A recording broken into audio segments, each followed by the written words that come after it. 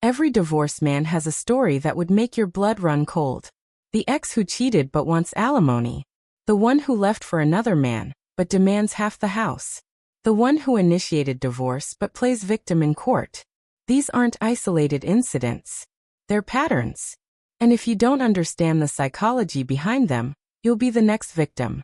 Let me show you exactly how certain exes manipulate the system, and more importantly, how to defend yourself psychologically and legally from their tactics. The entitlement psychology in divorce is staggering. Some people genuinely believe that simply being in a relationship entitles them to half of everything, regardless of contribution.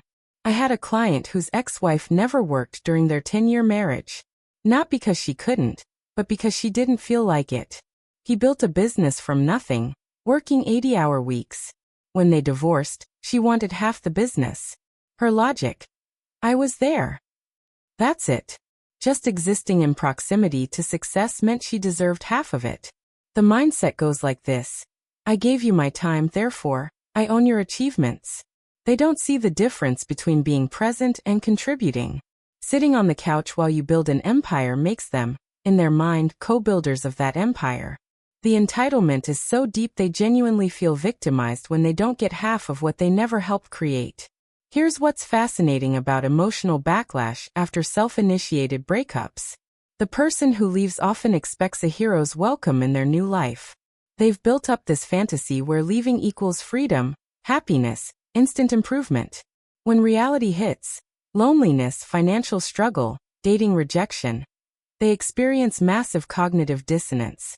But instead of accepting they made a mistake, they blame the person they left. I counseled a man whose ex-wife left him for a coworker. 6 months later, the coworker dumped her. She immediately started calling her ex-husband, crying about how he ruined her life by making her so unhappy she had to leave. She literally blamed him for her decision to leave him. The mental gymnastics were Olympic level. The hidden motives behind leaving long-term partners usually involve what I call grass is greener syndrome, mixed with financial calculation. Some individuals don't just leave, they leave expecting a payout. They've done the math. Divorce settlement plus new relationship equals upgrade. When the new relationship doesn't materialize or the settlement is less than expected, they're furious. Not sad, furious because their plan didn't work. A client's ex-wife admitted in a recorded conversation that she'd been planning the divorce for 2 years. Not because she was unhappy, but because she calculated she'd get enough in the settlement to not work while she found herself. She even had spreadsheets. When the judge awarded her far less than she expected, she accused my client of hiding assets. He wasn't. She just overestimated what being married entitled her to. The backup partner dynamics are crucial to understand. Certain people never leave without having someone else lined up. It's called branch swinging. They don't let go of one branch until they have a firm grip on the next. They'll start emotional affairs, sometimes physical ones, while still married. They're not looking for love. They're looking for security. And when that backup plan fails, guess who they come running back to? I've seen this pattern dozens of times. The spouse starts acting distant, picking fights, creating problems. They're building justification for leaving. Meanwhile, they're cultivating their next relationship. Then they leave dramatically, making you the villain. 6 months later, when the new person realizes they were just a rebound, your ex is suddenly interested in working things out. The reality check of dating after divorce hits some people like a freight train. They leave a stable, committed relationship, expecting to be hot commodities in the dating market. Then reality strikes. They're older, have baggage, have kids, have financial obligations. The young, attractive people they fantasized about aren't interested. The people who are interested aren't upgrades from what they left. A woman I know left her husband because she felt unappreciated. She was 42, had 3 kids, moderate looks. She expected to have men lining up. Reality. The only men interested were players looking for easy sex or desperate men she wouldn't have looked at twice before. After 2 years of terrible dates and pump and dump situations, she tried to reconcile with her ex. He'd already moved on with someone younger and happier. The jealousy when an ex improves their life is psychological gold. The person who left expects you to fall apart without them. They need you to fail to validate their decision. When instead you thrive, lose weight, make more money, find better relationships, it triggers massive narcissistic injury. How dare you be happier without them? You were supposed to prove they were essential to your existence. This jealousy manifests in various ways. Suddenly they're texting more. They're asking mutual friends about you. They're showing up places you'll be. They're posting on social media about missing what we had. They don't miss you. They miss being the one who left rather than the one who got left behind. Your success makes them the loser in the breakup, and they can't handle it. The responsibility avoidance and blame shifting is masterful in its delusion. People who destroy marriages through cheating, neglect, or abuse somehow become victims in their own minds. They'll say things like, "You made me cheat by not paying attention to me," or "I had to leave because you worked too much," ignoring that you worked to pay for the lifestyle they demanded. I had a case where the wife cheated with 3 different men, got caught each time, and still blamed her husband for driving her to it. When pressed for specifics, her complaints were that he wasn't spontaneous enough and didn't make her feel special. This man was working 2 jobs to pay for her shopping addiction, but sure, he's the problem. Financial dependency exposed after separation creates panic, not heartbreak. When someone who's been financially supported suddenly faces reality, rent, bills, groceries, insurance, they don't feel sad about losing love. They feel terrified about losing lifestyle. But they can't admit that, so they dress it up as emotional pain. Watch how quickly some exes become nostalgic when the bills come due. Suddenly they're remembering the good times right around rent day. They're missing what we had when car payments are due. They're thinking about reconciliation when their credit cards are maxed. It's not love, it's economics dressed in emotional clothing. The manipulation in custody and support conflicts reaches sociopathic levels. I've seen cases where women try to get child support from men who aren't the biological fathers using emotional manipulation like, "You're the only father they've known," or "A real man would step up." They're literally trying to guilt men into paying for children that aren't theirs.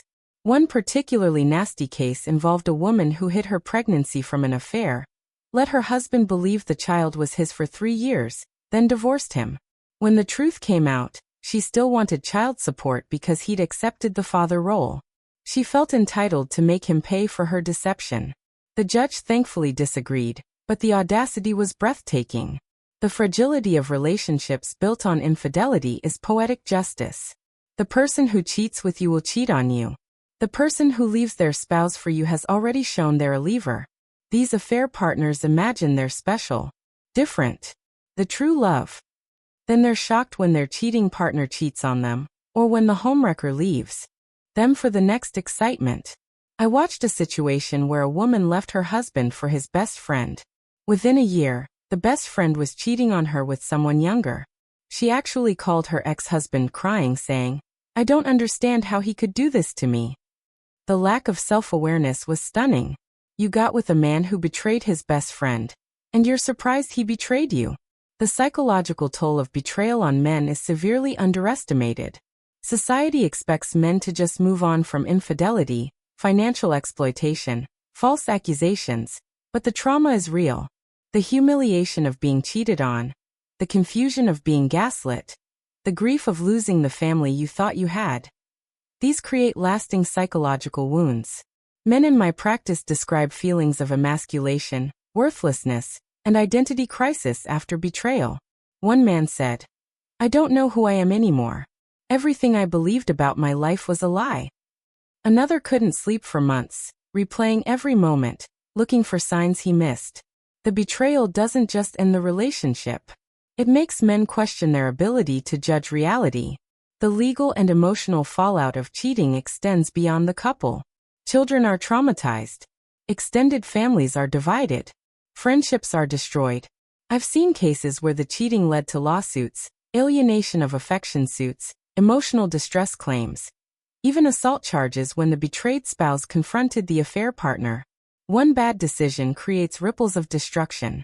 There was a case where a man sued his wife's affair partner for intentional infliction of emotional distress and won 6 figures.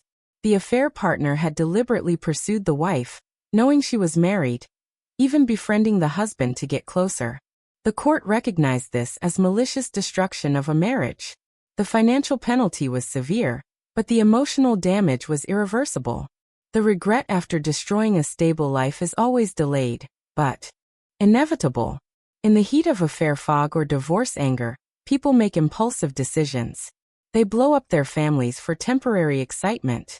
Then months or years later, when the fog clears, they realize what they've lost. But by then, the damage is done. The family is broken, the kids are traumatized, the ex has moved on. I get calls from exes years later wanting to know if their former spouse might consider reconciliation. They describe their new lives, unstable relationships, financial struggle, estrangement from children, and pine for the stability they destroyed. When I tell them their ex is remarried and happy, the silence on the phone is deafening. That's the sound of permanent consequences hitting home. The contrast between fantasy and reality in divorce is stark. The fantasy, freedom, hot new partners, endless possibilities, financial independence. The reality, loneliness, rejection, bills, and the dating wasteland of middle age. People think divorce is an escape to something better. Often, it's just an expensive way to be alone. One woman told me she divorced expecting to live her best life, like the divorced women on TV shows.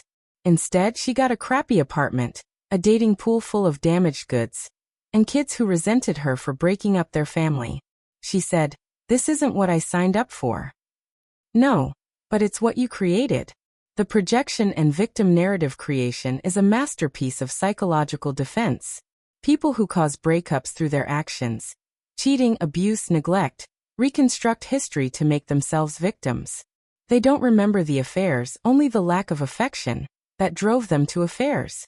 They don't remember the emotional abuse, only their partner's reactions to it. This revisionist history serves a purpose: avoiding guilt. If they're victims, they don't have to face what they did. If they were driven to their actions, they're not responsible. I've had exes tell completely fabricated stories about abuse that never happened, neglect that didn't exist, problems they invented after the fact to justify their choices. Now let's talk about psychological defense strategies. First, document everything, every text, email, conversation. Some people will deny conversations that happened yesterday. Having proof isn't paranoid, it's protective. When they try to gaslight you about what was said or done, you have receipts. Second, the gray rock method. Become boring in all interactions. No emotional reactions, no interesting responses, just bland, factual communication. Manipulative exes feed on emotional reactions. When you don't provide that fuel, they move on to easier targets. Answer questions with yes, no, or necessary information only. Third, understand the extinction burst phenomenon. When you stop responding to manipulation, the manipulator often escalates dramatically before giving up. They'll increase contact attempts, make bigger threats, create more drama. This is like a toddler's tantrum getting worse before they accept the boundary. Stay firm. The burst will pass. Fourth, recognize hoovering, the attempt to suck you back in. They'll cycle through tactics: anger, sadness, seduction, guilt, fear. They'll bring up good memories, make promises, threaten suicide, claim emergencies. It's all manipulation. They don't want you back. They want control back. There's a difference. Fifth, establish what I call the business relationship boundary. If you share kids or financial obligations, treat it like a business relationship. No personal discussions, no emotional topics, just logistics. Pickup is at 3 p.m. Not pickup is at 3 p.m., and by the way, I'm dating someone new. Keep it clean, clear, professional. Sixth, the witness protection strategy. Have witnesses for exchanges, especially child handoffs. Use public places. Some exes will claim abuse or threats that never happened. Video doorbell cameras, parking lot security footage, neutral third parties. These protect you from false allegations. Seventh, understand narrative control. Your ex will tell everyone a version of events that makes them the hero or victim. You can't control their narrative, but you can control yours. Be factual. Be brief. Be consistent. Don't get dragged into he said, she said battles. The truth has a way of revealing itself over time. Eighth, recognize financial manipulation. Some exes will deliberately create financial chaos, hiding assets, running up debts, destroying credit. Separate finances immediately. Freeze joint accounts. Monitor your credit. One man discovered his ex had taken out $50,000 in credit cards in his name during the divorce. Protect yourself financially like your future depends on it, because it does. Ninth, the parallel parenting approach for high-conflict exes. You can't co-parent with someone who sees you as the enemy. Instead, parallel parent. Minimal contact, separate rules in separate houses, no trying to control what happens at the other's home. It's not ideal, but it's better than constant warfare. Understand emotional terrorism. Some exes use the kids as weapons, threatening to take them away, turn them against you, or harm them emotionally to hurt you. Document these threats. Courts take parental alienation seriously. The person using children as weapons often loses custody eventually. Let me share a success story. A client's ex-wife tried every manipulation in the book. False abuse allegations, financial destruction, parental alienation. He stayed calm, documented everything, followed his lawyer's advice exactly. 2 years later, he had primary custody. She was paying him child support, and the kids saw through her lies. The truth won, but only because he protected himself properly. Another client faced an ex who would show up at his work, his gym, his new girlfriend's house creating scenes. He got a restraining order, installed cameras, and documented every violation. She eventually got arrested for stalking. The key was not engaging, not reacting, just documenting and letting the legal system handle it. The false allegation defense is critical. Some exes will claim abuse to gain advantage in custody or financial proceedings. Have alibis, keep records of your whereabouts, save peaceful text exchanges that contradict their claims. One client saved himself with a simple timestamp showing he was at work when his ex claimed he was at her house threatening her.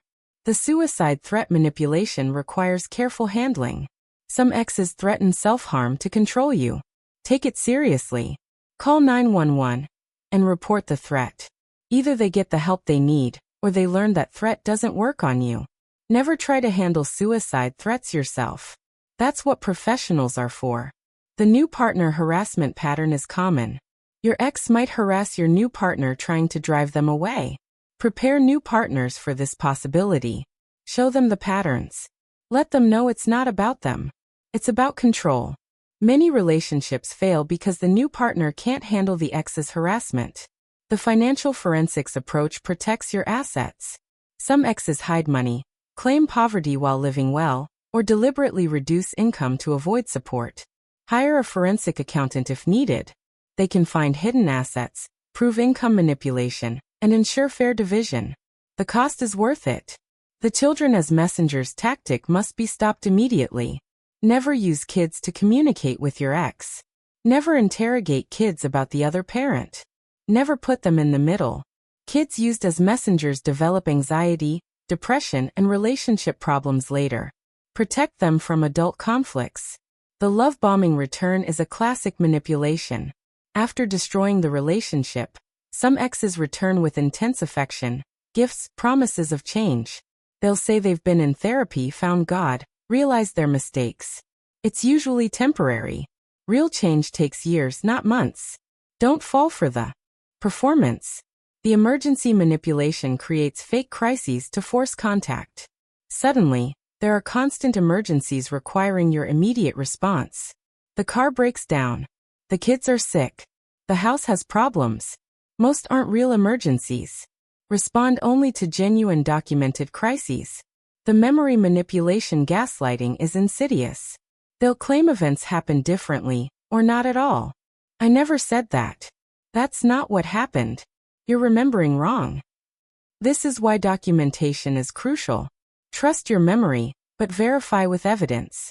The public victim performance happens on social media. They'll post about being abandoned, betrayed, abused. All fiction. Don't engage. Don't respond. Don't defend yourself online. Let them perform. People who matter will see through it.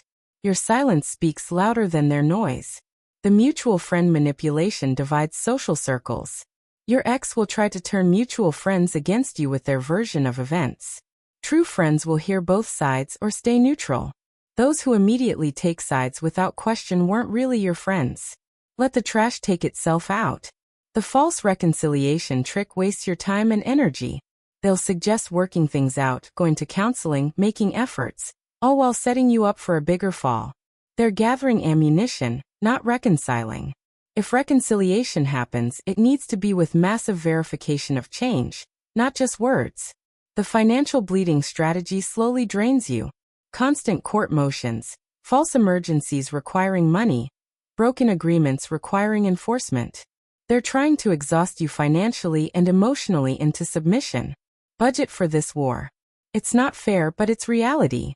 The reputation destruction campaign targets your work, social life, and community standing. They'll call your employer, your family, your church, spreading lies.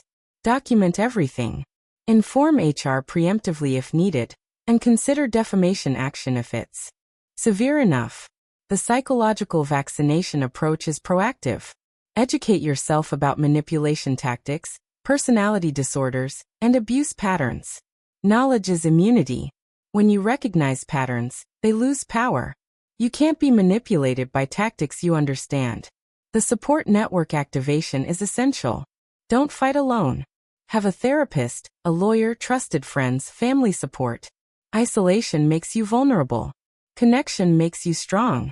Many men think they need to handle everything alone. That's how manipulators win. The radical acceptance mindset changes everything. Accept that some people are incapable of healthy behavior. Accept that they won't change. Accept that protecting yourself isn't mean, it's necessary. Stop hoping for the person you thought they were to return. They never existed. The future-focused strategy keeps you sane.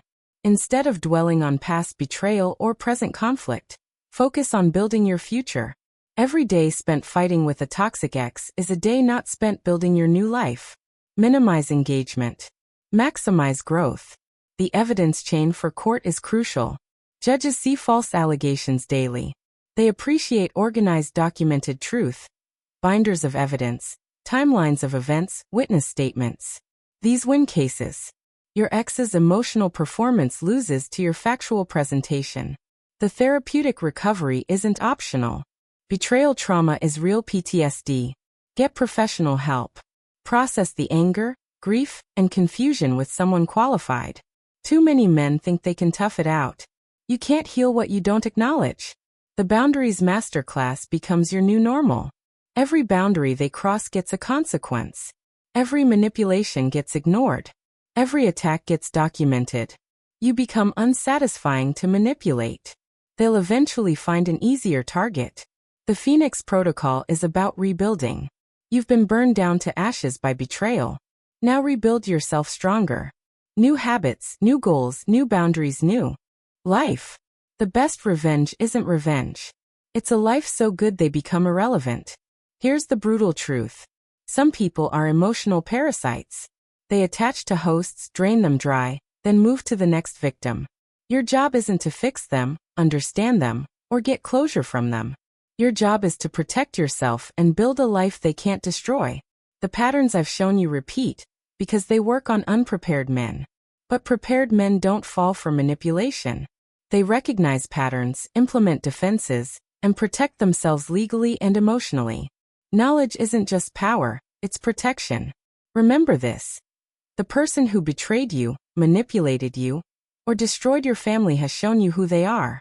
Believe them. Don't hope for change. Don't wait for apologies. Don't expect accountability. Protect yourself like your life depends on it, because your quality of life absolutely does. The legal system isn't perfect, but it responds to evidence, not emotions.